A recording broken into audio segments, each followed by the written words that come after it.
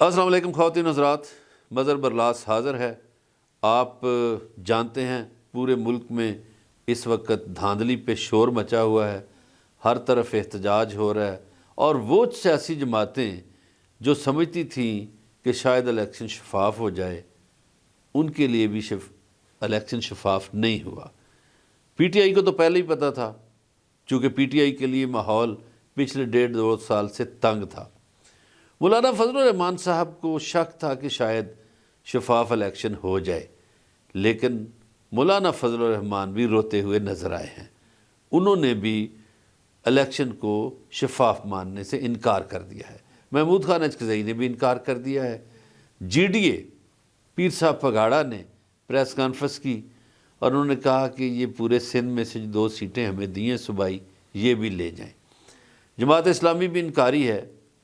جماعت اسلامی کے کراچی کے جو ناظم ہیں، امیر ہیں حافظ نعیم الرحمان، انہوں نے اپنی صوبائی سیٹ چھوڑتے ہوئے یہ کہا کہ یہ سیٹ پی ٹی آئی نے جیتی ہے۔ سردار جاوید لونڈ نے بھی یہ کہا۔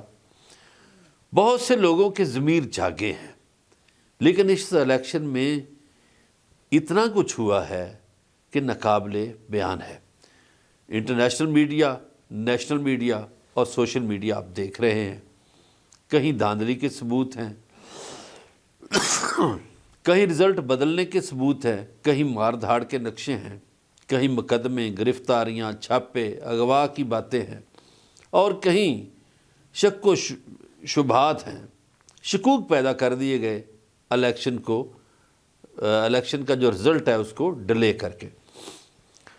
اس سلسلے میں آج میں نے سوچا کہ بہت سینئر سیاستدان ہیں، ڈاکٹر فہمیدہ مرزا قومی اسمبلی کی سپیکر رہی ہیں، وفاقی وزیر رہی ہیں، ان کا خاندان بدین میں سیاست کرتا ہے۔ ان کے شوہر ڈاکٹر ذوالفقار مرزا وزیر داخلہ رہے ہیں، ان کے صاحبزادے حسام مرزا سندھ میں ایم پی رہے ہیں، اور یہ خاندان ایک عرصے سے سیاست کر رہا ہے، بدین کے لوگوں کی خدمت کر رہا ہے، اور بدین میں یہ بات شک و شبہ سے بالا تر ہے کہ بدین میں ان کو ہرانا مشکل کام ہے، لیکن اس الیکشن میں ان کو ہرا دیا گیا۔ ہمارے ساتھ ٹیلی فون لائن پر آج ڈاکٹر فہمیدہ مرزا موجود ہیں، اور ڈاکٹر صاحبہ سے پوچھتے ہیں کہ الیکشن میں کیا ہوا۔ اچھا ڈاکٹر صاحبہ، ایک گزارش ہے کہ پنجاب میں اور وفاقی دارالحکومت میں پولنگ تو پرامن رہی، اور لوگوں کا یہ شکوہ ضرور ہے کہ پولنگ کے وقت میں اضافہ نہیں کیا گیا، لیکن آپ کے ہاں تو جو آپ کی باتیں ہیں اس سے ثابت یہ ہو رہا ہے کہ وہاں تو پولنگ ڈے بھی پرامن نہیں تھا، پولنگ ڈے پہ بھی بڑی گڑبڑ ہوئی۔ جی بالکل ہوئی ہے، اور یہ سارا انٹرنیٹ اور فون بند کرنے کا مقصد ہی یہ تھا کہ یہ کلی دن دہاڑے جو ان کی چوریاں تھیں کہ وہ کوئی پکڑے نہیں، اور جس طرح انہوں نے جھگڑے بھی کیے، انہوں نے ایجنٹوں کو مارا بھی ہے، اور کوئی there was no way کہ آپ اس کو کمیونیکیٹ کر سکتے یا ہم تک اس کی اطلاع پہنچ جاتی۔ 355 پولنگ اسٹیشنز تھے کہ این اے کی سیٹ کی 223 کی۔ آپ اس میں بتائیے کہ جہاں پورا تھرو آؤٹ ہر پولنگ پہ کوئی نہ کوئی ایشو تھا، and there was no way کہ وہ کمیونیکیٹ کرتے۔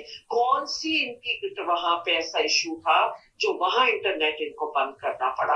اس سے ہی ان کے انٹینشنز، ان کی نیتیں ظاہر ہے کہ کون اس کے پیچھے تھا اور کیوں یہ انہوں نے سارے فون اور وہ بند کیے۔ اور جس طرح عورتوں کو وہاں سے نکالا ہے انہوں نے پولنگ اسٹیشنز پر سے، اینڈ آپ نہ آر او کو کمپلین کر سکتے تھے نہ آپ الیکشن کمیشن۔ تو یہ ایکٹ بنانا اور یہ پورے سسٹم بنانا کہ پریزائڈنگ آفیسر کو جیسے ہی رزلٹ ملے گا وہ اپنی پولنگ سے انفارم کریں گے، میں نے اسی وقت اعتراض اٹھایا تھا کہ ایسا نہیں ہوگا، رورل ایریاز جو ہے وہاں پہ اتنا آسان نہیں ہوتا۔ تو انہوں نے تو سردردی ختم کر دی کہ انٹرنیٹ ہی بند کر دو، فون کے پورے سروسز بند کر دو، تو کوئی یہ بھی اٹیمپٹ بھی نہ کر سکے۔ ڈاکٹر صاحب ایک جوک ہوا ہے، ایک بہت بڑا ملک کے ساتھ یہ ایک جوک ہوا ہے، یہ الیکشن نہیں۔ اچھا ڈاکٹر صاحبہ، دنیا جو ہے وہ ٹیکنالوجی سے فائدہ اٹھاتی ہے۔ ہمارے ہمسائیگی میں انڈیا میں ای وی ایم پہ الیکشن ہوتا ہے، ایران میں ای وی ایم پہ ہوتا ہے، تو ہمارے ہاں تو جو رہی صحیح ٹیکنالوجی تھی اس کو بھی بند کر دیا گیا۔ जी बिल्कुल सही कहा आपने। और अगर इनकी नीयतें सही होती तो ईवीएम पे ही इलेक्शन कराते। उसको अगर कोई उसमें वीकनेसेस थी जिस वक्त ये प्रपोज किया गया था, आप बैठते साथ और आप उसको इम्प्रूव करते, आप सजेस्ट करते, रादर देन आउटराइट उसको उसका इख्तलाफ करना।